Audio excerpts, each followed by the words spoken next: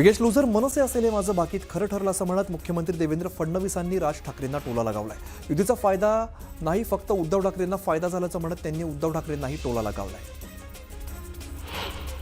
पुणेकरांनी अजितदादांना नाकारलं असं म्हणणार नाही, तर पुणेकरांनी आमच्या नेत्यांना स्वीकारलं असं विधान अजित पवारांच्या पराभवावर मुख्यमंत्र्यांनी केलंय।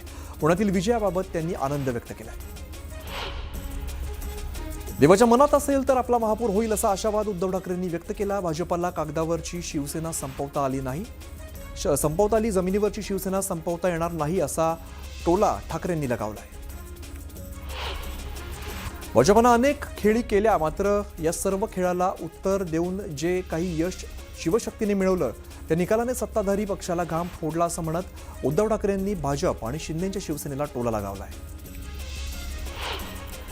सोलापुरात व्यक्ती नाही तर पक्षच मोठा आहे, सोलापूरकरांनी दाखवून दिलं असं म्हणत जयकुमार गोरेंनी देशमुखांना उत्तर दिलंय। तर प्रणिती शिंदेंनी दिल्लीतून बोलण्यापेक्षा कधीतरी जमिनीवरती यावं असं म्हणत त्यांनी जोरदार टोला लगावलाय। वेळ पडली तर ठाणे महापालिकेत विरोधात बसू, एकत्र लढलो त्यामुळे योग्य ती वागणूक द्यावी असं वक्तव्य भाजप आमदार संजय केळकर यांनी केलेलं आहे। जागा वाटपात सन्मानजनक वागणूक दिली नाही, आत्ता तरी द्यावी, नाहीतर वेगळा मार्ग निवडू असंही त्यांनी सांगितलंय। येणाऱ्या जिल्हा परिषद निवडणुका माझ्या पद्धतीने नवीन आणि जुने शिवसैनिक सोबत घेऊन लढणार असं वक्तव्य शिवसेना उभाटा पक्षाचे ज्येष्ठ नेते चंद्रकांत खैरेंनी केलेलं आहे। दरम्यान चंद्रकांत खैरेंचा रोख कोणाकडे अशी चर्चा सुरू झाली आहे।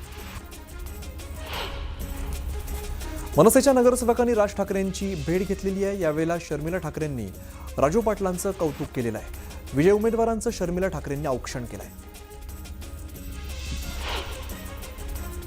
उमेदवारी नाकारणाऱ्या पुण्यातील भाजपाच्या नेत्यांना अहंकार नडला असून भाजपाच्या डुप्लिकेट पैलवानांनी अजित पवारांविरोधात दंड थोपटू नयेत असं म्हणत अमोल बालवडकर यांनी केंद्रीय मंत्री मुरलीधर मोहोळ आणि चंद्रकांत पाटील यांचं नाव न घेता टीका केली आहे।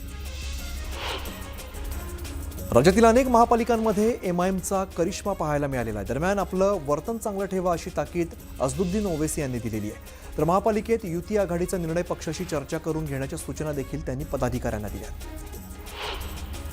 शंभूराज देसाई यांनी पालकमंत्री म्हणून रामराजे नाईक निंबाळकर यांच्या पाठीशी असल्याचं म्हटलेलं आहे। जिल्हा परिषद पंचायत समित्यांच्या निवडणुकीत पराभवाची दुरुस्ती केली जाईल असा थेट इशारा जयकुमार गोरेंनी दिला आहे।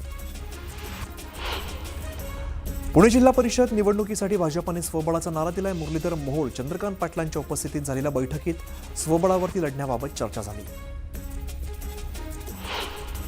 सांगली जिल्हा परिषद निवडणुकीसाठी जत तालुक्यामध्ये भाजप विरोधात 5 पक्षांनी वज्रमूठ बांधलेली आहे। काँग्रेस, दोन्ही राष्ट्रवादी ठाकरेंची शिवसेना आणि राष्ट्रीय समाज पक्ष यांनी एकत्रित येत आघाडीची घोषणा केली आहे। सातारा जिल्हा परिषद पंचायत समितीसाठी भाजपाकडून इच्छुकांच्या मुलाखतींना सुरुवात झाली आहे। आज आणि उद्या 2 दिवस मुलाखती घेतल्या जात आहेत।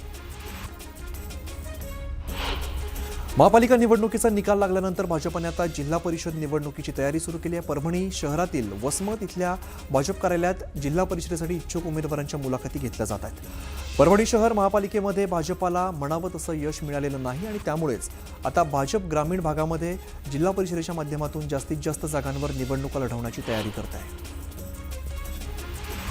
दोन्ही राष्ट्रवादी जिल्हा परिषद आणि पंचायत समिती निवडणूक एकत्र लढवणार आहेत। प्रदेशाध्यक्ष शशिकांत शिंदे यांनी ही माहिती दिली आहे। बोविन बागेतील बैठकीत शरद पवार, अजित पवारांसह महत्त्वाच्या नेत्यांच्या बैठकीत चर्चा झाली। जिल्हा परिषद आणि पंचायत समितीची निवडणूक कार्यकर्त्यांची असल्याचं अजित पवारांनी म्हटलंय, तर झेडपीबाबतचा निर्णय कार्यकर्त्यांवरती सोडल्याचंही त्यांनी सांगितलं आहे। सध्या तरी महायुती म्हणून काम करत असल्याचं अजित पवारांनी म्हटलंय, तर शरद पवार आणि आम्ही कुटुंब म्हणून एकत्र असल्याचं त्यांनी स्पष्ट केलंय। मुंबई महापौर नेमका कोण याबाबत जानेवारी महिनाअखेर उजाडणार आहे। जानेवारी अखेरीस महापौर निवड होण्याची शक्यता आहे। पुढील आठवड्यात नगरविकास खातं महापौर पदासाठी सोडत काढणार असल्याची माहिती सूत्रांनी दिली आहे। मुंबईत भाजपाचा महापौर होण्याचा मार्ग मोकळा झाला। येत्या आठवड्यामध्ये या संदर्भात आरक्षण जाहीर होणार आहे। आरक्षणापूर्वीच आता भाजपामधील विजयी उमेदवारांपैकी महापौर पदासाठी काही नावं चर्चेत यायला सुरुवात झाली आहे। तर महापौर, उपमहापौर आणि स्थायी समिती अध्यक्षपदासाठी हालचाली सुरू झाल्या। शिंदे जयचंद झाले नसते तर भाजपाची सत्ता आली नसती। शिवसेना प्रमुखांच्या जन्मशताब्दी वर्षी तुम्ही मराठी माणसाची बेईमानी केल्याची टीका राऊतांनी शिंदेंवर केली आहे।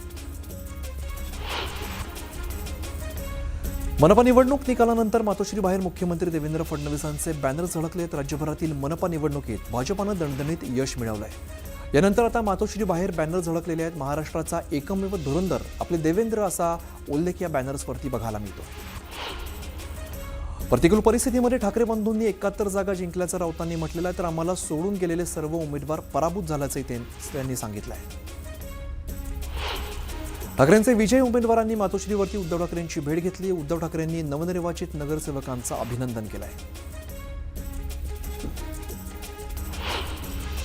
राज ठाकरेंच्या घराबाहेर विजयी उमेदवारांनी शिवतीर्थावरती राज ठाकरेंची भेट घेतली. राज ठाकरेंनी